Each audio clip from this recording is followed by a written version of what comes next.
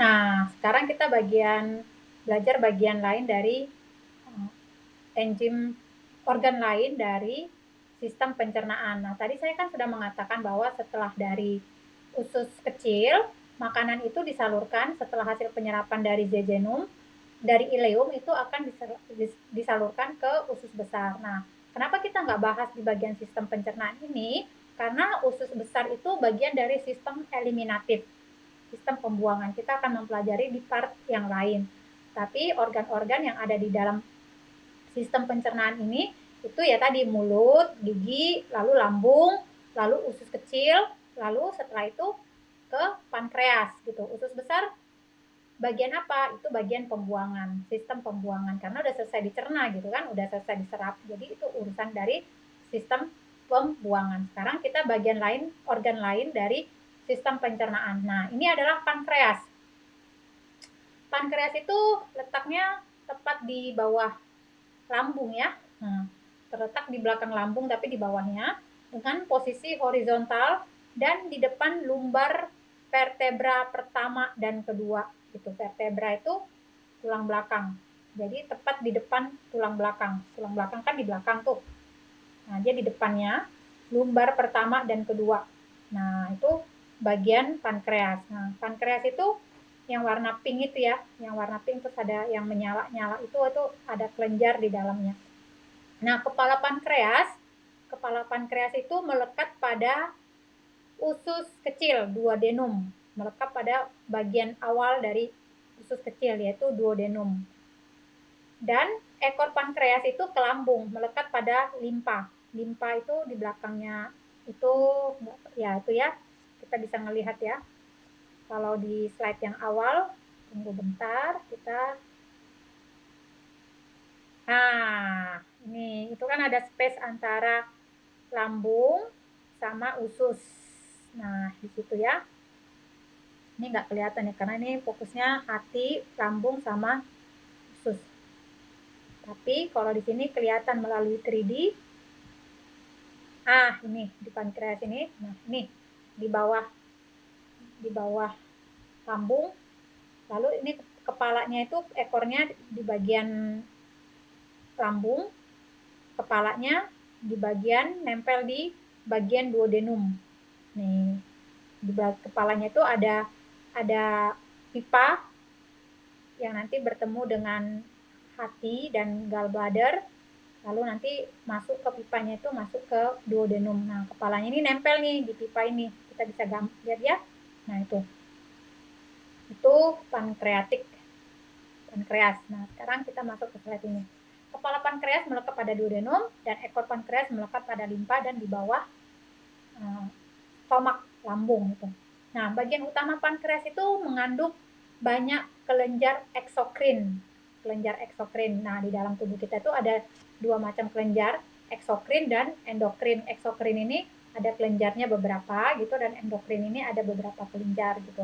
Nanti kita akan belajar secara khusus di bagian kelenjar. Nah, kelenjar eksokrin memiliki salurannya sendiri. Gitu. Dan semua menuju ke saluran pankreatik utama dan masuk ke duodenum.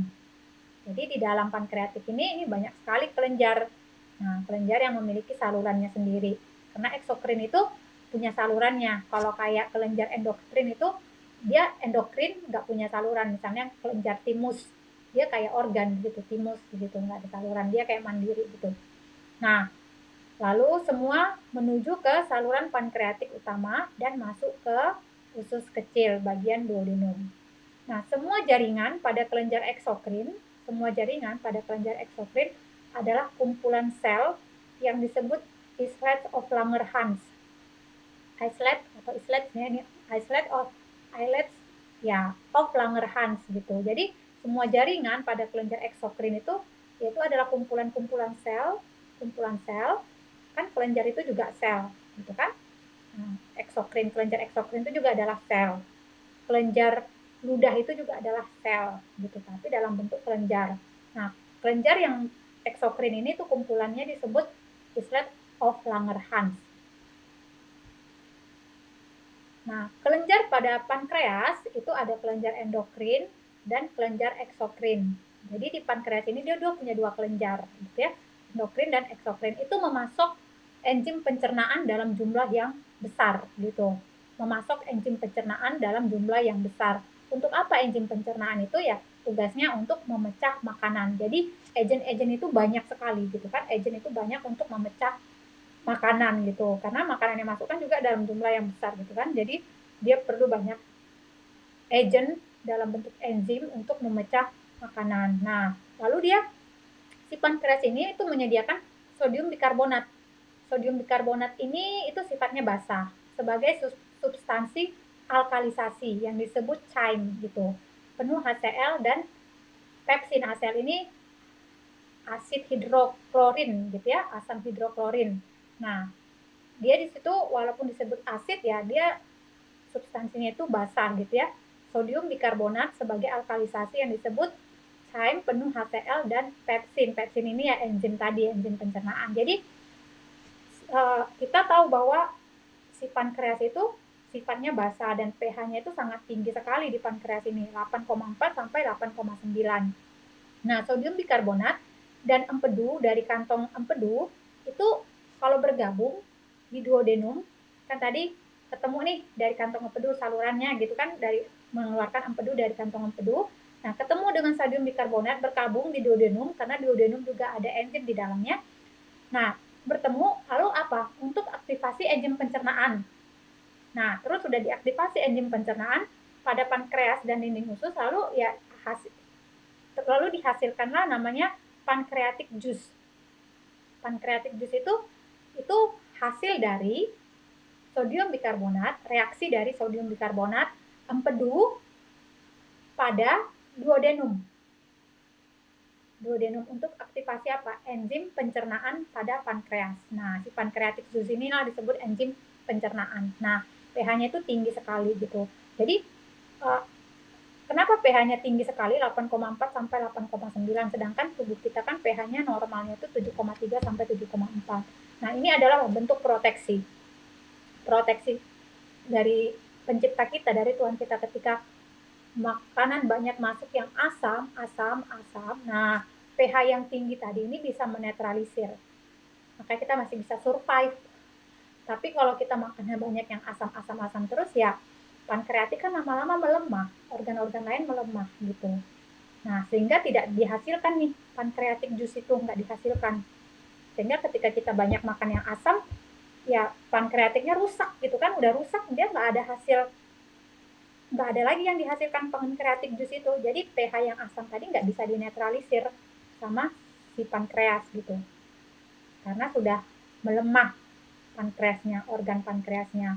Dan ini ya menjadi masalah gitu, menjadi masalah. Dan kalau kita tahu nanti di slide berikutnya mungkin nanti kita akan belajar nih kali ya. Nah, nanti akan masuk bentar, dibahas enggak ya? Oh, tidak. Kita akan bahas di sini. Jadi, kalau tidak ada lagi pancreatic juice yang dihasilkan dalam bentuk pH yang sangat tinggi itu, makanan-makanan yang tadi sifatnya asam itu nggak bisa dinetralisir. Nah, sehingga yang asam tadi itu akan merusak banyak sel-sel di dalam tubuh kita. Gitu. Nah, dan kalau kita mau belajar lebih lanjut lagi nanti di slide yang mana. Nah, si pancreatic juice ini juga menghasilkan hormon. Hormon apa? Hormon insulin. Nah, hormon insulin ini yang akan nanti membantu kalau orang punya diabetes atau dia punya gula darah yang tinggi. Nah, dikeluarkan nih sama si pancreatic juice itu hormon namanya insulin. Nah, hormon insulin ini kan agen. Agen apa? Untuk menstabilkan gula darah yang sedang tinggi. Nah, kalau misalnya si pancreatic juice ini sudah sakit gitu ya, sudah lemah, kolaps gitu ya, dia nggak menghasilkan pancreatic juice dan dia juga nggak menghasilkan hormon, nggak menghasilkan agen si insulin ini. Maka gula darah yang tinggi tadi nggak bisa distabilin gitu. Sehingga orang cari metformin, makan metformin gitu. Nah, ini yang bermasalah. Gitu. Kenapa? Karena si pankreas itu sedang down gitu ya. Nah, sekarang kita tinggal menstabilkan aja gitu. Menstabilkan dengan apa? Dengan sesuatu yang bersifat alkali. Karena konsep di dalam tubuh kita ini ya asam dan basa. Jadi ketika asam ya dibasahin itu dengan apa? Dengan sesuatu yang alkali. Nah, minumlah larutan-larutan yang beralkali. Air, fresh water, coconut water, watermelon water yang bersifat alkali gitu. Itu makan buah yang banyak. Nanti ya kalau habit seperti itu kita lakukan, pankreas ini lama-lama sehat, lama-lama kuat, dan akhirnya apa? Ya dia bisa menghasilkan pancreatic juice dan juga bisa menghasilkan hormon insulin. Nah, kita akan belajar tentang pankreas di slide berikutnya.